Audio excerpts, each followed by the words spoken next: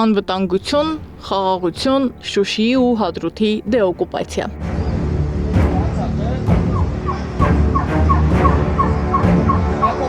Կոռուպցիայի հանդեպ զրո հանդուրժողականության քաղաքականություն։ Ներդրումային հոսքերի խթանում 250,000 նոր աշխատատեղ։ Դատական համակարգի լիարժեք անկախություն, իրավապահ մարմինների արդյունավետության բարձրացում։ 4 տարի առաջ այսօրը հունիսի 20-ին տեղի ունեցավ արտահերթ խորհրդարանական ընտրությունը։ Մոտ 680,000 քաղաքացի հավատաց, որ ՔՊ-ն կբերի անվտանգ, խաղաղ, տնտեսական աճով ապագա Հադրութում, Շուշիում ու ամբողջ Հայաստանում։ Ստացվում է, որ այս իշխանությունները եկել են իշխանության ժողովրդին պարզապես խաբելու միջոցով։ Այսինքն նախընտրական ծրագիրը, իսկ այնուհետև կառավարության ծրագիրը, որը ըստ էության քաղաքացիական պայմանագրի նախընտրական ծրագրի արտահայտումն էր կառավարության ծրագրում, ժողովրդին խոստանում էր Արցախ, ժողովրդին խոստանում էր Շուշի եւ Հադրութ, եւ շատ կարճ ժամանակ անց նրանք ոչ միայն հրաժարվեցին այդ ծրագրից, այլ նաեւ կատարեցին ճիշտ հակառակը, եւ Պրահայում Փաշինյանը Արցախը ճանաչեց Ադրբեջանի կազմում։ 2021-ից մինչ օրս հայ-ադրբեջանական սահմանին տեղի ունեցած ռազմական բախումների հետևանքով ունենք 200-ից ավելի զոհ, մի քանի տասնյակ գերիներ։ Դեօկուպացիայի փոխարեն ունենք ամբողջությամբ հայաթափված ու խեղված Արցախ եւ արցախցիներ սոցիալական տարբեր խնդիրներով։ Այս օրերին էլ թշնամին շարունակում է կրակել Սյունիքի, Տավուշի ու Գեղարքունիքի տարբեր բնակավայրերում։ Եթե սա որպես խաբեություն չորակենք, միանշանակ որպես դավաճանություն կարող ենք որակել, որովհետև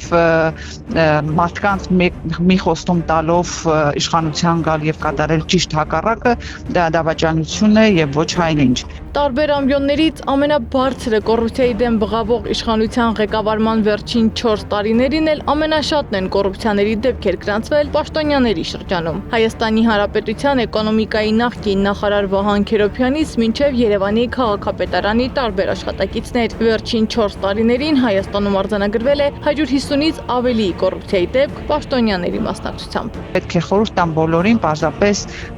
շփվել մարդկանց հետ եւ կտեսնեք, թե այս 4 տարվա ընթացքում ինչպիսի խորը հիասթափություն կա մարդկանց մոտ,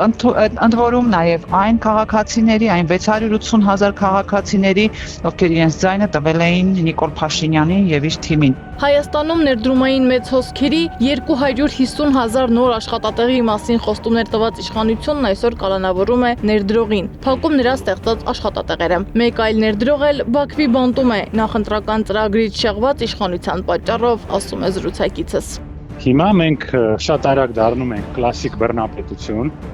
Մենք ունենք արդեն Հայաստանի Փաշան կամ Սուլտանը, ինչպես ուզում եք, մի մարդ, որը կարծում է, որ կարող է ձեռփակալել մեր բարեգործը,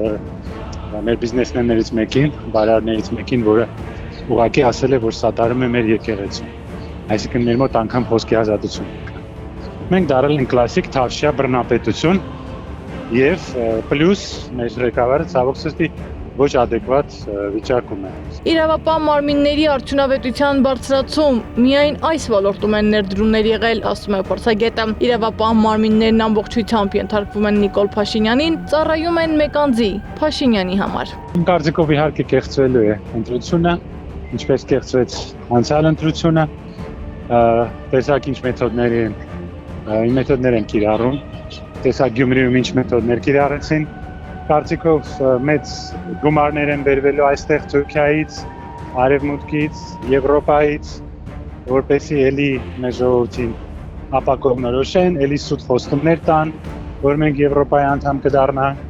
այդ եվրոկոնֆետները էլի ցույց կտան։ 2026 թվականին տեղի կունենա հերթական խորհրդարանական ընտրությունը։ Թեպետ իշխանականները բազմիցս պնդել են, որ իրենք կրկին ընտրվելու են, զրուցակիցներս վստահ են այս տարիների ձախողումները, անհաջողություններն ու պարտությունները տեսնելուց հետո ՔՊ-ն չի ընտրվի, եթե իհարկե ընտրությունը տեղի ունենա բաց ու թափանցիկ։ Բոլոր անհաջողություններին գումարվել է եկեղեցու դեմ պետական մակարդակով արշավը։ Ըստ մասնագետների 4 տարում այս իշխանությունը տանուլ է տվել ամեն բան, ինչն ազգային էր։